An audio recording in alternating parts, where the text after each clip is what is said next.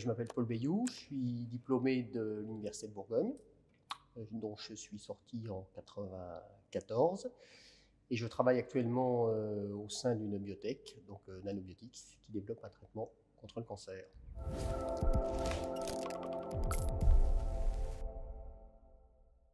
Pouvez-vous nous parler un peu plus de Nanobiotics, de cette nouvelle société qui vient de naître? Bien sûr, alors elle vient de naître, mais enfin elle est vraiment née en 2010, donc elle a un petit peu d'expérience déjà.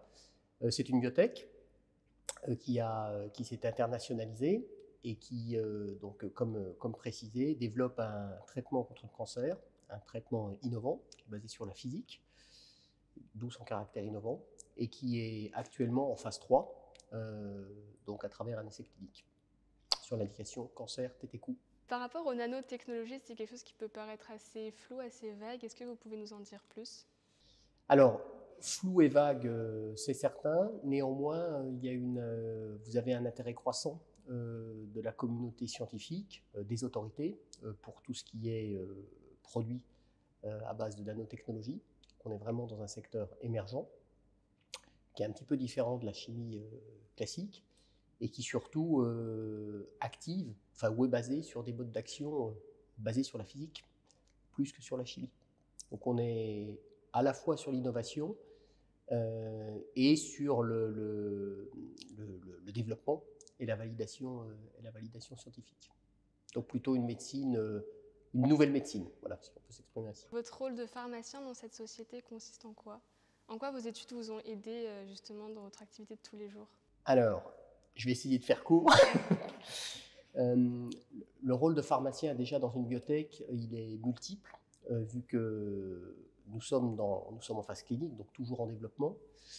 Donc il y a déjà une première partie qui consiste à s'assurer que le développement pharmaceutique est conforme aux bonnes pratiques de fabrication, annexe 13 notamment.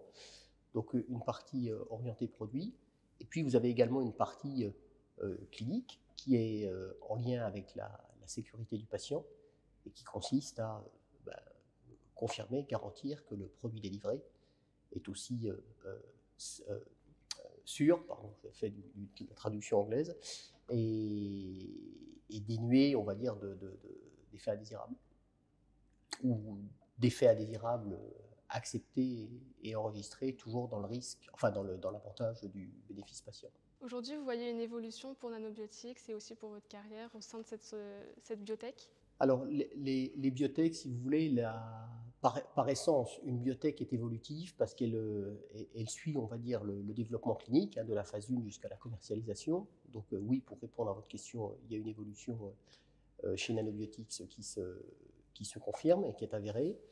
Et cette évolution, elle rythme aussi votre évolution personnelle.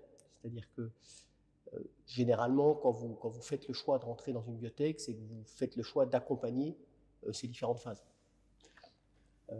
Contrairement à d'autres, on va dire, à d'autres postes qui sont peut-être un petit peu plus fixes, avec des évolutions qui peuvent être plus lentes ou moins, on va dire, moins successives. Est-ce que vous auriez des conseils ou des remarques pour des étudiants justement qui souhaitent s'orienter vers les biotechnologies ou même plus largement? Alors, la biotech, il faut avoir cette appétence pour ce caractère innovant. Donc plutôt être intéressé par des démarches de développement, de R&D, tout en gardant cette conformité réglementaire. Donc la biotech, c'est un peu un mixte des deux, où vous développez beaucoup, mais vous développez aussi selon des règles et dans un cadre. Donc c'est le choix de rejoindre ce type de société, voilà, il faut avoir un esprit plutôt orienté développement plutôt que routine. C'est des qualités que vous pensez indispensables? Alors, indispensable, c'est surtout pour bien vivre son parcours professionnel. C'est pas un prérequis. Mais aujourd'hui, je crois que ce qui est important, c'est de garantir son épanouissement individuel. Donc, il faut que la carrière que vous choisissez corresponde à vos souhaits et à votre projet professionnel. Donc, vous pouvez réussir sans, mais ce sera sans doute moins savoureux et moins intéressant. Peut-être un peu moins fun aussi. Est-ce que quand vous êtes rentré dans l'Université de Bourgogne, vous pensiez directement à faire pharmacien responsable? Et si oui, quel choix de spécialisation avez-vous fait? Alors c'est une très bonne question. Non, définitivement non. D'une part, bon, parce que les options et les spécialisations s'expriment un petit peu après la rentrée en pharmacie. Et puis vous acquérez de plus en plus, on va dire, de compétences, de connaissances qui vous permettent de vous orienter sur la voie. Donc il y avait déjà ces 3 grandes voies, je pense qu'il existe encore, hein, officine, industrie et internat, donc c'est déjà ce premier filtre. Et au sein de l'industrie, vous avez également beaucoup de métiers que vous découvrez un petit peu au fil de vos stages, de vos expériences, et ça n'est qu'à l'issue de ces expériences que vous, je pense, pouvez vous orienter vers quelque chose de plus spécifique. Et dans mon cas, voilà, je souhaitais assez vite accéder à ce poste de pharmacien responsable. Vous avez été pendant 20 ans pharmacien responsable et ensuite vous avez décidé de reprendre vos études avec le master de l'ESSEC en management général, stratégie, marketing et finance. Pourquoi ce choix? Est-ce que vous pensez qu'il fallait ajouter quelque chose à votre formation? C'est une bonne question. Alors, il y a une première partie de la réponse qui est liée, on va dire, à moi, ce que j'appelle l'horloge biologique. Voilà. Donc, à l'âge de 45-50 ans, voilà, vous avez peut-être envie de voir un petit peu autre chose, indépendamment de votre parcours. Donc, c'est comme ça. Donc, c'est ce qui m'a poussé aussi à rejoindre l'ESSEC. Après, l'autre raison, et elle est importante quand on suit un parcours pharmaceutique, c'est que l'ESSEC vous donne aussi un éclairage un petit peu différent et vous met dans des situations et en contact avec des profils, des personnes dont vous n'avez pas forcément l'habitude de côtoyer. Donc c'est aussi un intérêt d'enrichir un petit peu sa connaissance, ses vues, avec des personnes qui n'ont pas du tout le même parcours que vous. Ça peut être des start-upers, ça peut être des gens qui viennent de la grande distribution, ça peut être...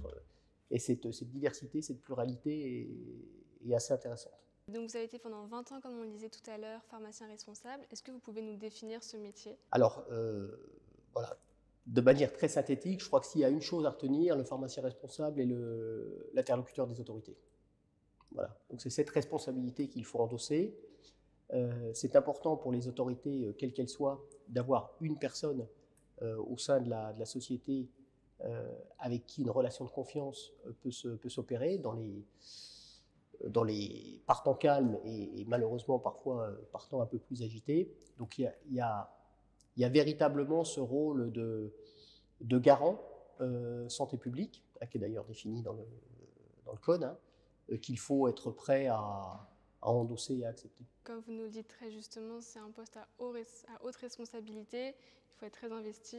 Est-ce que vous avez quand même le temps d'une vie personnelle à côté de ça, ou vous le placez au centre de votre vie? Alors, comme tous les postes à responsabilité, c'est vrai qu'il y a une intensité dans le travail qui est forte, que je mêle, moi, un petit peu avec la passion. C'est-à-dire, pour répondre à votre question sur la vie pro, tant que vous êtes passionné, j'ai envie de dire, la compatibilité avec la vie personnelle peut s'opérer, peut s'entendre. À partir du moment où c'est un petit peu plus compliqué et vous croyez moins à ce que vous faites, l'équilibre est plus difficile à obtenir.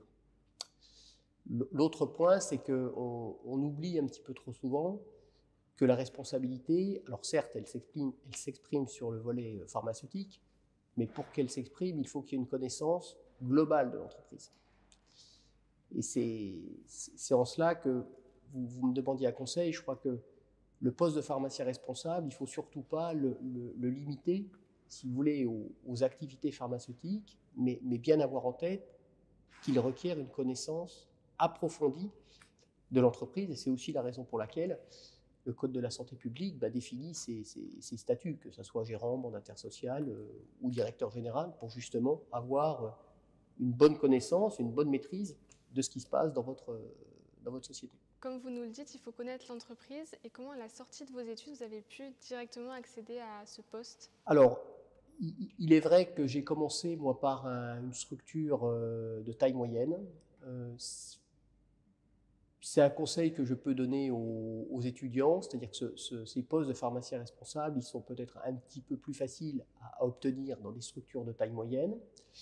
Et avec cette taille moyenne, vous arrivez aussi assez vite au centre de l'entreprise. Donc la connaissance des flux, des process, d'autres problématiques, hein, comme des problématiques ressources humaines, par exemple, auxquelles on n'est pas forcément confronté lors de nos études. Ici encore, une structure de taille moyenne va vous permettre d'être assez vite confronté à ces sujets-là, et donc de gagner en compétences et en connaissances. Voilà.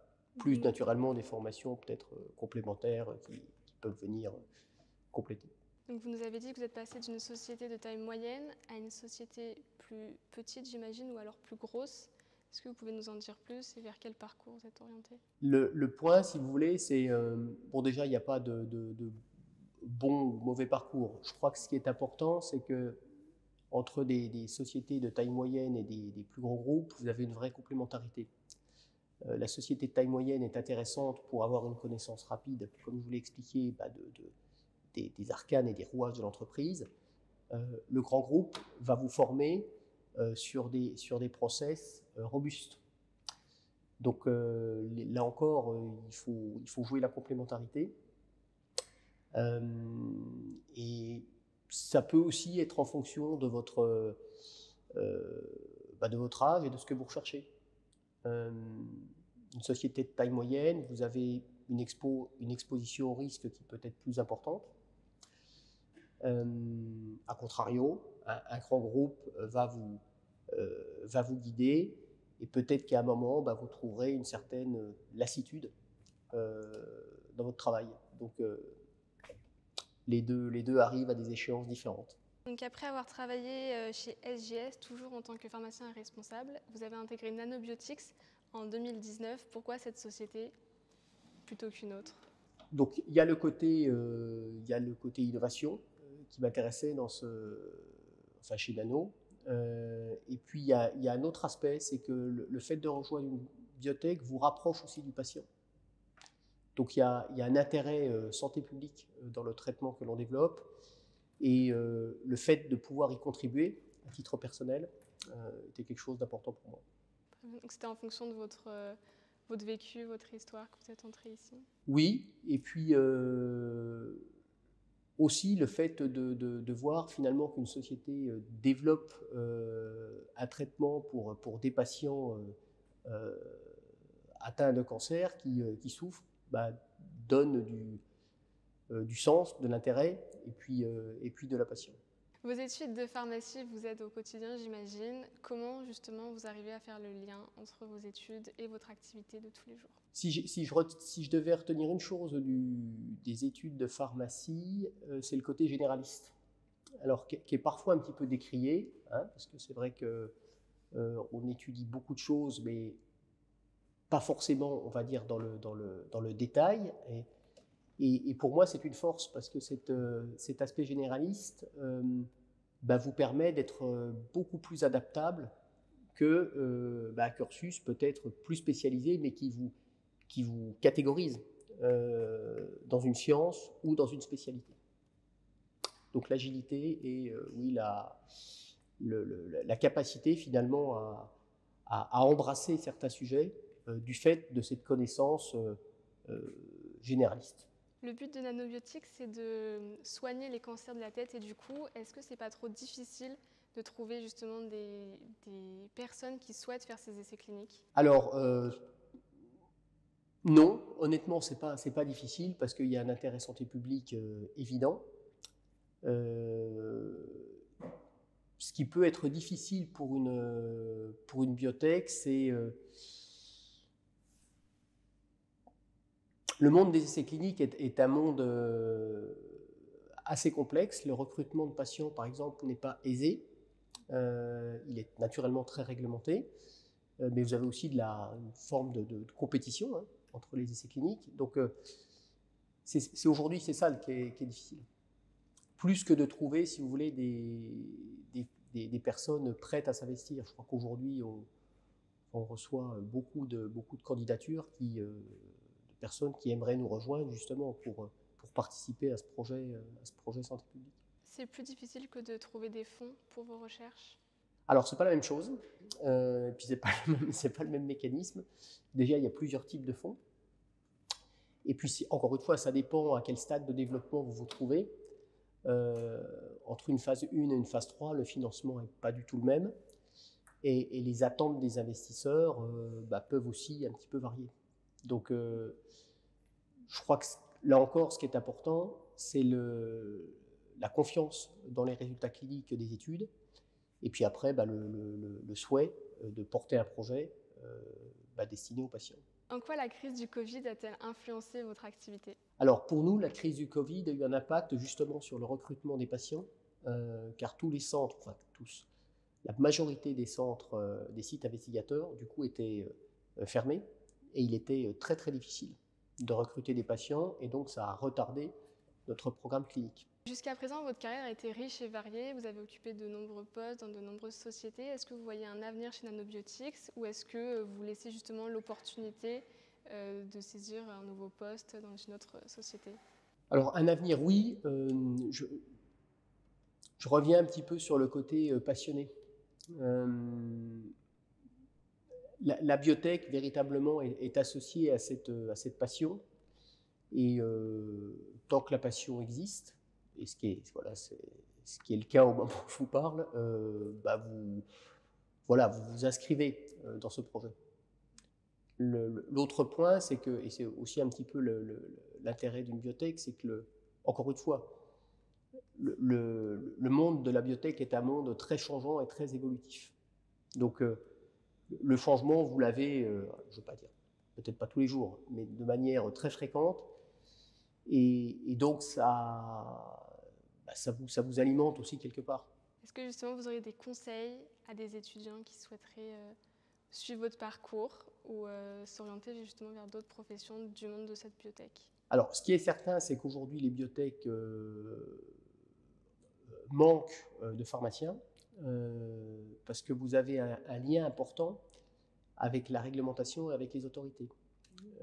Je m'explique, comme on est sur un traitement ou des produits innovants, il est capital, si vous voulez, qu'il y ait ce pont, ce lien entre les autorités qui sont en charge d'assurer la conformité des produits et l'industriel. Et sur des produits innovants, voilà, il y a une vraie pédagogie, il y a une vraie explication à donner vis-à-vis des institutionnels pour que justement la confiance s'établisse de manière naturelle. Donc pour moi, de belles opportunités pour les pharmaciens avec un périmètre réglementaire, mais pas uniquement réglementaire lié à l'enregistrement, réglementaire lié à l'explication du mécanisme d'action et finalement à la présentation du produit. Est-ce que vous auriez une anecdote sur vos études de pharmacie? Quelque chose qui vous aurait marqué et qui aurait orienté votre choix de carrière? Alors, des anecdotes, j'en ai beaucoup, qui ont orienté mon choix de carrière, oui. Alors, c'est plus un souvenir que j'ai de l'Université de Dijon avec ma professeure de galénique, Madame Pourcelot, qui a œuvré pour la filière et qui m'a vraiment donné ce goût, cet investissement pour l'industrie pharmaceutique. Donc je lui rends hommage, et c'est vraiment quelqu'un d'extraordinaire qui a encore une fois beaucoup œuvré pour la filière au sens large. C'est ce qui vous a donné envie aussi En partie, parce que c'est toujours difficile quand on est jeune étudiant finalement de se projeter. Alors sauf si le projet est ancré depuis longtemps, mais la majorité, moi je me souviens de mes confrères, on était un petit peu tous à découvrir. Donc c'est important de rencontrer des personnes et des personnalités marquantes qui vous guident, qui vous expliquent, qui témoignent. Et au vu et à l'issue de ces rencontres, vous déterminez un petit peu l'orientation que vous souhaitez poursuivre. Et en rentrant au conseil d'administration de la CIP, c'est justement ce que vous avez envie de transmettre Alors en grande partie, d'une part parce que la CIP est dans ce entre guillemets, dans ce mouvement, hein, de faire partager et de mettre en connexion les étudiants avec les industriels et plus généralement les acteurs de la santé. Et c'est d'autant plus vrai que nous sommes dans une évolution forte aujourd'hui, surtout au niveau pharmaceutique. Encore une fois parce qu'il y a des nouveaux produits et des nouveaux traitements qui arrivent, mais aussi parce qu'il y a de nouvelles médecines, aussi parce que les attentes du patient sont différentes. Et donc cette transformation, il faut aussi l'accompagner.